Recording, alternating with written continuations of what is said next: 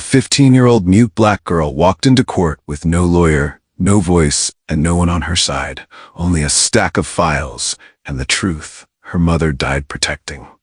But when the judge mocked her silence and the courtroom laughed, could she still make them see what they refused to hear? If you believe the truth doesn't need a loud voice to be powerful, don't forget to like, share, and subscribe. Now, let me take you back to where it all began. It was the kind of courtroom that still smelled like old wood and older opinions. In a quiet southern town where the summers were heavy and the justice system even heavier, people didn't come to the courthouse expecting change. They came expecting confirmation. Confirmation that people like them were right and people like her were wrong. That morning, the air inside was still and stale, thick with anticipation.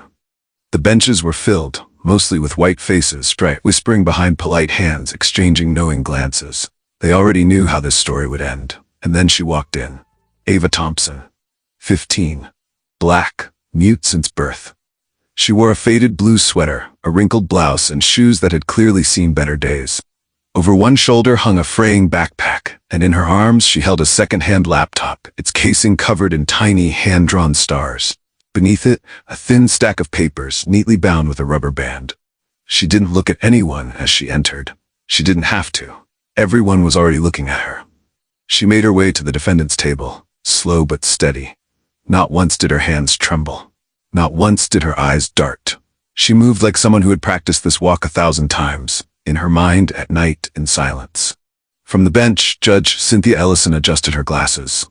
Late 50s, white, known for her sharp rulings and even sharper tongue. She looked down at the docket, then at the girl who now stood before her. A beat of silence passed. Then, with a tilt of her head and a voice dipped in disdain, she said, "Miss Thompson, you've chosen to represent yourself? How do you expect to defend yourself if you can't even speak?" The courtroom chuckled, first in pockets, then in waves. It wasn't loud, but it was enough. Ava didn't flinch. She simply looked up. Her gaze moved slowly across the room, not angry, not afraid, just steady, like she saw something in them they couldn't see in her. She didn't lift a finger, she didn't open her mouth, but somehow the room got quieter. Not completely, not yet, but something was shifting. She couldn't speak, but the room was about to go silent for her. The charges were written in bold across the case file: arson, manslaughter, intent to destroy public property. But beneath the ink, the real accusation was unspoken. She was young, she was black, she was silent. And that was enough. Ava Thompson was being tried for setting fire to the town's middle school library. It was the same library her mother had worked in for over a decade, the same library where her mother had died in the fire. Burned with the books, buried with the truth. Now the town wasn't mourning, it was pointing fingers. And all fingers pointed at the girl who hadn't said a word. The prosecutor, a sharp-suited man with hair too perfect and a voice too smooth, stood before the jury as if he were reading a bedtime story everyone already knew the ending to. He clicked a remote, and a grainy image flickered on the courtroom screen. A figure, hard to make out, standing near the school library at night. "That's her," he said with certainty. He didn't pause to explain how the image was blurry or how the timestamp was barely legible. He just pointed and continued. "A can of gasoline was found nearby," he added. A box of matches in her backpack, and she was spotted close to the building minutes before the fire started. A murmur passed through the gallery like wind through dry leaves. No one asked how a mute 15-year-old girl could plan and carry out something so cold. No one questioned why the backpack, the matches, or her very presence near the scene couldn't have another explanation. Because here, in this town, they had heard enough. They didn't need her side. They didn't want her story. This was a place where truths didn't always depend on facts. They were shaped by who was speaking, and who was expected to stay quiet. And Ava? She wasn't expected to speak. She was expected to be guilty. You could see it in the eyes of the jury, some tapping their pens, others folding their arms like the case had already been sealed. You could hear it in the whispers behind her back. She was there. She had a motive. She'd probably learned it from somewhere. Not one of them stopped to ask, what would make a girl burn down the place her mother loved most in the world? Because in this town, when a fire breaks out, they don't look for cause. They looked for someone to blame. And when the smoke cleared, Ava Thompson was the only one left standing. Not with a voice, but with silence they had already mistaken for shame. And so the town kept speaking, while never once listening. Ava Thompson had never spoken a word in her life. She had been born that way, cords too delicate, a voice box too damaged. Doctors had told her mother the news when she was still wrapped in a hospital blanket, eyes wide and blinking at a world she would never call out to. But from the moment she could hold a pencil, Ava found other ways to speak. She was never loud, never the center of attention, but she noticed everything. While other kids ran and played, she watched, she listened, she remembered. At school, teachers often assumed her silence meant ignorance, but her test scores said otherwise. At home, her mother filled in the spaces where Ava couldn't speak. She read to her every night, taught her to type before she could write, showed her how to search library catalogs, back up files, and organize records better than most grown adults could. The town never saw that version of Ava, the quiet girl in the corner of the library, scanning books with care, categorizing, annotating, preserving knowledge like it mattered. But her mother did, and that was enough. Until the night of the fire. When the smoke cleared and the sirens faded, her world was reduced to a blackened shell. No more late-night shelving, no more whispered lessons, no more mother. She didn't scream, she didn't cry in front of them, but behind closed doors, the silence became heavy, thicker.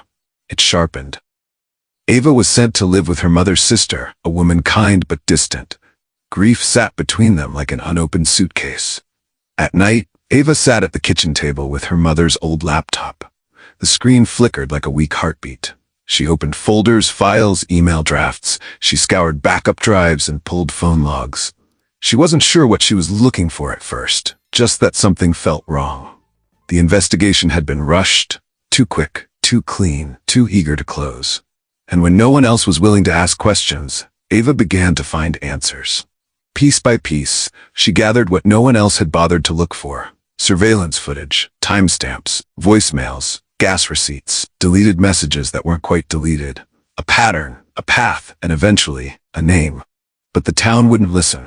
She tried to find help, wrote letters, sent emails. Some didn't reply. Others offered sympathy, but not support. One legal aide told her, "Sweetheart, it's not that we don't believe you. It's just, the case is too far gone." Translation: you're too young, too black, too voiceless. So Ava did the only thing left. She built her case, alone. She organized every file, labeled each photo, created timelines, cross-referenced inconsistencies, highlighted contradictions, slide after slide, proof after proof. Not for applause, not for revenge, but for her mother. Because long ago, her mother had written something on the inside cover of an old library book. A note Ava had memorized before she could even read it fully. You don't need a loud voice to speak the truth. You just need to be brave enough to carry it. Ava never had a voice, but that didn't mean she had no power. It meant her truth had to show itself, and that was exactly what she intended to do. Because being silent never meant being weak. The courtroom wasn't ready for what came next. They expected fear, hesitation, a child fumbling with papers too complicated for her own understanding. But Ava didn't stumble. She stood, calm as a still lake. Her hands didn't tremble. Her breathing didn't change. She moved like she knew exactly what would happen next, because she did. From her backpack, she pulled out a worn laptop. The hinge creaked as it opened, and the screen glowed softly, revealing a single folder titled, "For the Court." She plugged in a cable, and within seconds, the screen at the front of the courtroom came to life. Slide 1 appeared. It was simple, just a photo. A security camera still frame from the night of the fire, time-stamped 10:14 p.m. Ava, in a different part of town, standing at the counter of a corner store, holding a bottle of water. The receipt appeared beside the image, overlaid like a signature. 10:14:27 p.m. paid in cash. She tapped the spacebar. Slide 2. A digital map, zoomed in on the street. A highlighted line traced the distance between the store and the library. 1.4 miles. Estimated walk time, 27 minutes. The fire had been reported at 10:17 p.m. There was a ripple through the courtroom, a soft shifting, like a room beginning to wake up. Then Ava walked over to the jury box. Not quickly, not dramatically, just with purpose. In her hands were 10 small folders, neatly labeled, clipped together with color-coded tabs. She placed one in front of each juror, bowing her head slightly as she did. At the top of each folder, a single note: please follow the slides. Truth is in the details. No more, no less. She returned to her place. The screen changed again. Slide 3. A wide shot of the library exterior. A red arrow pointing to a security camera angle. Slide 4. The angle itself, an empty alleyway. Slide 5. A zoom in on a man, partially visible, wearing a hoodie, walking away from the library. Not her. Taller. Broader. Wrong shoes. Wrong time. Every slide that followed built like bricks, stacked with care, precision, and an unshakable logic. She included weather reports showing wind direction, gasoline spread patterns, cross-referenced with photographs, a timeline overlay, minute by minute, juxtaposing her location with the fire's ignition window. The prosecutor sat frozen, pen still in hand but unused. Even Judge Ellison had leaned forward now, hands steepled, lips slightly parted. And Ava? She wasn't animated. She didn't gesture wildly or point for emphasis. All she did was look, at the screen, at the jury, and sometimes directly at the judge. Her expression never changed, but her eyes said everything. When a particularly damning slide appeared, showing a witness's testimony clearly contradicting camera footage, Ava simply tilted her head, raised an eyebrow, and waited. That was all she needed. No speeches, no flair, just facts, delivered with the grace of someone who knew she was telling the truth, and had no need to shout it. And somehow, without ever uttering a single word, Ava Thompson was being heard. The silence in the courtroom wasn't awkward anymore, it was reverent. Because in a room built for arguments and declarations, this girl had made them listen, with nothing more than a slideshow, a few notes, and a presence that refused to be ignored. The prosecutor cleared his throat. He stood slowly, attempting to reclaim control of a room that had, for the last few minutes, slipped quietly out of his grasp. He gestured toward the screen, trying to dismiss it all as coincidence, as manipulation.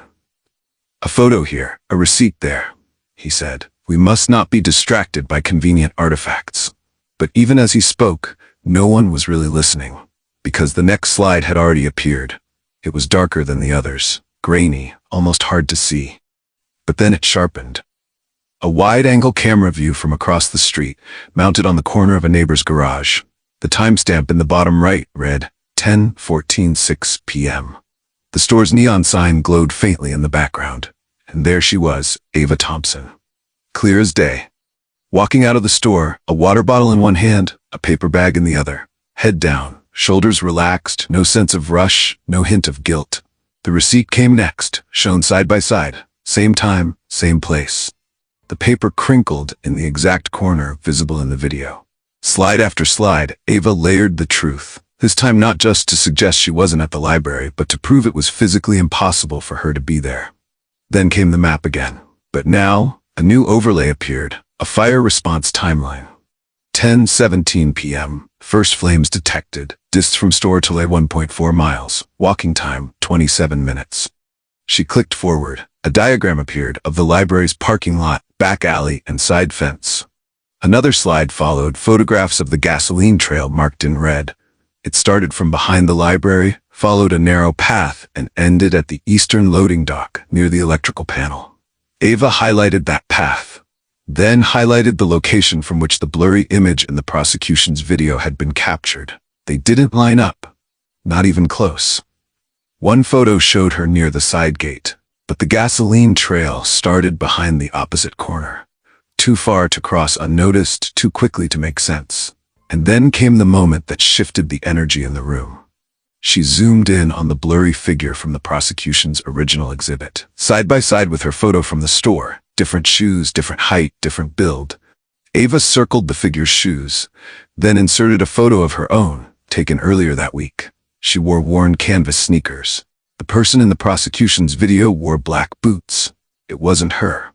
And now it was obvious. Judge Ellison leaned forward, elbows on the bench, glasses slid low on her nose. She wasn't writing anymore. She was watching, closely. Across the aisle, the prosecutor stared at his notes, his jaw clenched, his voice gone. Even the jury had changed. They sat straighter, they stopped fidgeting. One woman reached for the folder Ava had given her earlier, opened it again, and reread the note. Please follow the slides. Truth is in the details. And suddenly, it was. Ava didn't move for a long moment. The room had grown still again, not the stillness of boredom or routine, but the kind that comes when something begins to crack. A wall. A lie.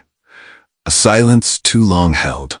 Then, gently, she reached into her backpack once more. She didn't pull out more charts. No video, no photos, just a single envelope, worn at the corners, faded ink, folded so many times the creases had begun to fray like cloth. She walked toward the judge's bench, quiet, deliberate steps. Judge Ellison raised an eyebrow, but didn't stop her. Ava placed the envelope on the edge of the bench, next to the gavel, and then stepped back without saying a word. The judge picked it up slowly, slipped out a single sheet of lined paper. The handwriting was neat, careful, familiar. At the top, the name Angela Thompson, and beneath it, just one line, written in ink that had slightly smudged over time. I found something at the school. If anything happens to me, tell the truth. The judge's eyes paused there, then moved further down the page, quietly scanning what had once been a mother's final attempt to protect the truth. The courtroom didn't know what was written next. Ava never showed the full letter to the public, but what mattered was that it existed, and it wasn't alone. The lights dimmed slightly as the screen flickered back on. Ava clicked to a new video, clearly from an internal security feed. It showed the back office of the school library. Time code, 3 weeks before the fire. Angela Thompson stood across from a man in a pressed gray suit, Principal Vernon Nash. He was pacing, agitated. His hands moved fast, his voice raised.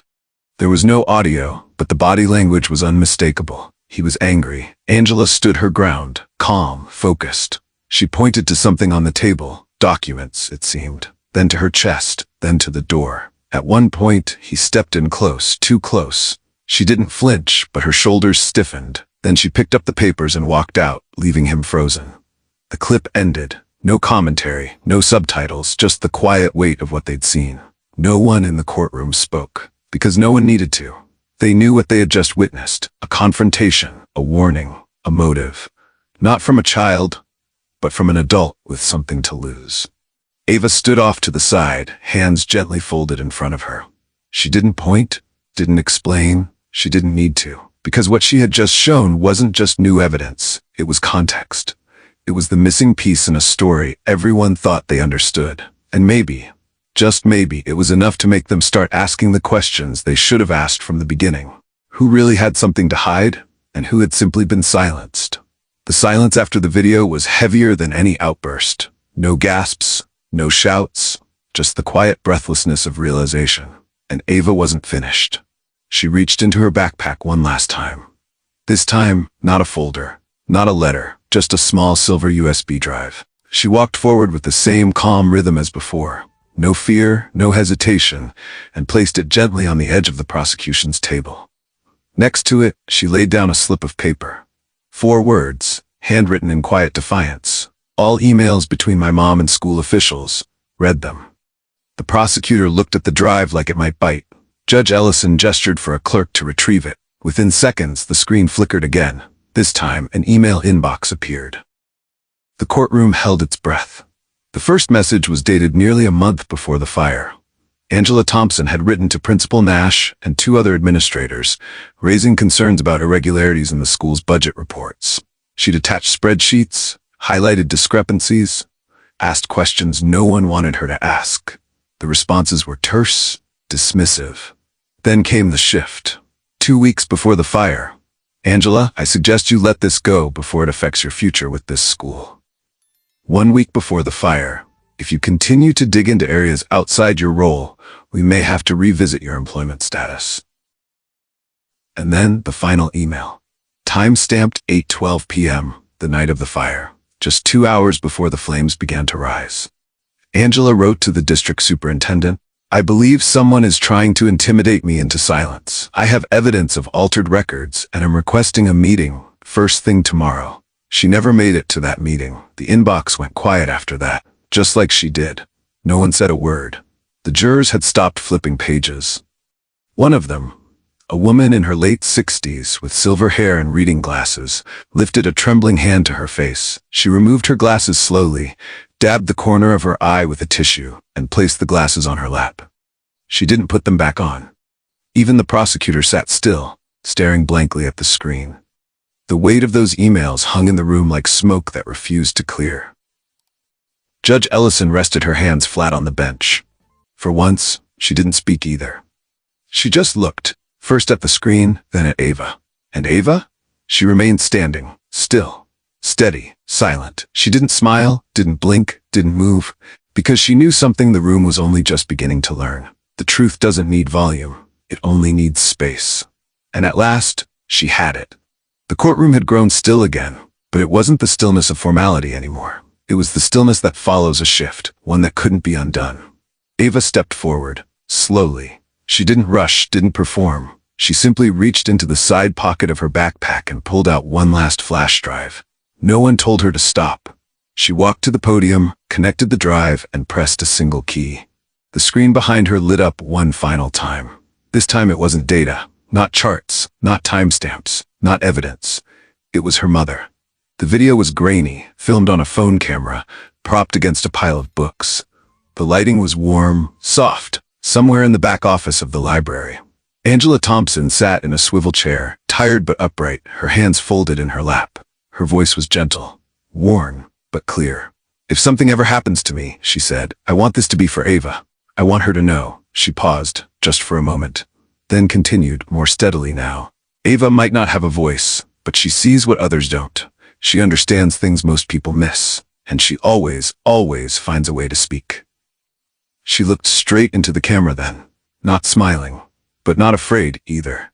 "So if they try to silence her the way they tried to silence me, don't mistake her silence for surrender."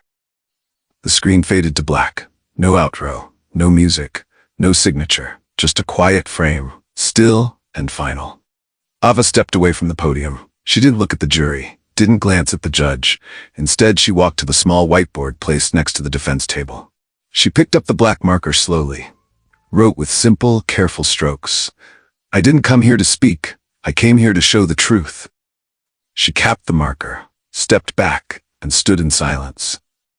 The judge's pen, so sharp and active earlier, rested idle in her hand. Her fingers tightened around it, but she didn't write a word. She simply looked at Ava, not with suspicion, not with pity, but with something far rarer in a courtroom like this: respect. The room remained utterly still. No one coughed, no one whispered. It was the kind of silence that demanded to be kept. Because somehow, in the absence of words, Ava Thompson had said more than anyone in that room had heard in years. And for the first time, they truly listened. For a long while, no one moved.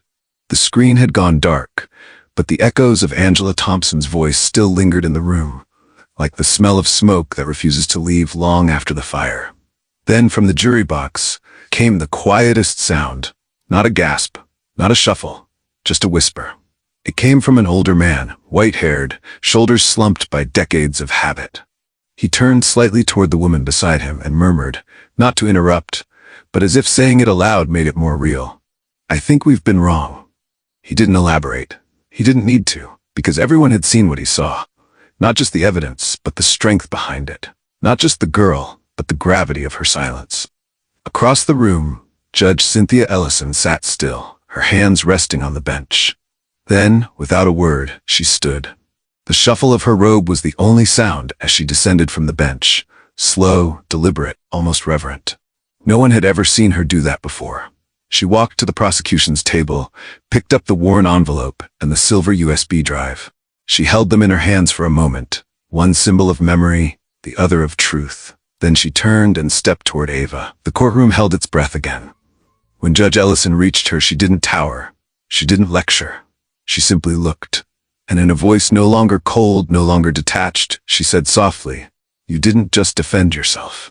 She paused, just long enough for everyone to feel the weight of what came next. "You made us listen." Ava didn't smile, didn't cry, she only nodded. A slow, steady motion, like a final punctuation mark on a story that had taken everything she had to tell. Then, just as quietly, she lowered her head. Not in shame, but in honor. A gesture not for the court, not for the judge, but for the woman who taught her that the truth doesn't always need a voice, just someone brave enough to carry it. Her mother. And in that one silent bow, Ava said everything that needed to be said. It came down to a single word, 2 syllables, simple, final. Not guilty. The gavel didn't need to fall. The words alone carried enough weight to break what had been building for weeks, months, maybe years. Gasps rose from the gallery, followed by scattered claps, some hesitant, some full-throated. A few people stood. Others wiped their eyes, unsure why they were crying. Maybe it wasn't just relief.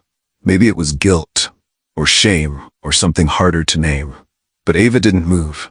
She stood where she had stood from the beginning. Still, steady, silent. The storm had passed, but she remained like the eye of it. Centered, unshaken. In the second row, her aunt covered her mouth with both hands, tears slipping through her fingers like water through cracks. She had raised Ava the best she could in the silence that grief had left behind. And now, watching the girl she helped raise stand tall in front of an entire courtroom, she could only cry. Not because it was over, but because she had done it her way. And then quietly, a sound broke through the room that wasn't a verdict or a sob. It was the soft sound of a single juror rising to his feet. He didn't raise his hands, didn't shout or cheer. He simply stood and clapped. Once, then again, slow, measured, with meaning. It wasn't applause for victory, it was recognition. The kind of applause that says we were wrong and now we see you. Others followed, not all, but enough. Ava turned her head slightly, acknowledging them with just a glance. She didn't bask in it. She didn't bow. She just breathed. Then, without waiting for permission, she gathered her things, her folders, her laptop, the marker she had used to write the truth, and walked toward the doors. Outside, the afternoon sun waited like an exhale. It wasn't bright or triumphant, just warm, gentle, like something was beginning, not ending. On the courthouse steps, a woman waited with a phone. She had worked alongside Ava's mother years ago. Now, she held the camera steady, eyes brimming. Ava stepped into the frame. No crowds, no media vans, just the quiet crunch of her shoes on the steps. She turned once, back toward the building that had tried to define her. Then she pulled a small card from her pocket, written in the same handwriting she had used to build every slide, label every folder, mark every truth. She held it up to the camera. One day, I'll speak for others. Until then, I'll keep showing the truth. And then she walked away, not as a defendant, not as a victim, but as something far more powerful. A voice the system didn't know it needed. One they would never forget. If this story moved you, even just a little, please take a moment to like this video, share it with someone who needs to hear it, and subscribe to Mr. Mac's Stories for more powerful, meaningful stories like this one. Because this wasn't just about a courtroom.